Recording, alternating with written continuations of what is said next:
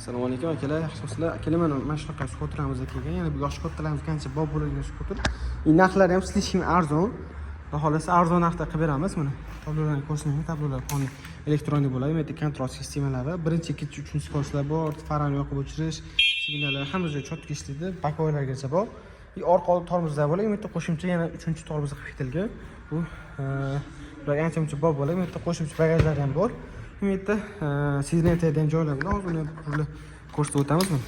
Ko'rsatib bo'ladi. O'zining ichida dokumentatsiyalar bo'ladi. Mana ko'rsatib. Bundan keyin bemalol pravas hadid ustida ham bo'ladi. Hozir ko'rsatib bo'ladi akalar. Mana old tomonda ko'rishlar. Bu yerda farlar aylanasiga diod bo'ladi. O'rtasida yarimta diod farq qilib ketilgan. Kechqurunlar ancha yordam beradi. Akalar, bu skuterimizni naqd pulga yoki nasiyaga olsangiz bo'ladi. Через uzun nasiya yoki opinatsiya orqali qilib 6 oydan 1 yilgacha olsangiz ham bo'ladi.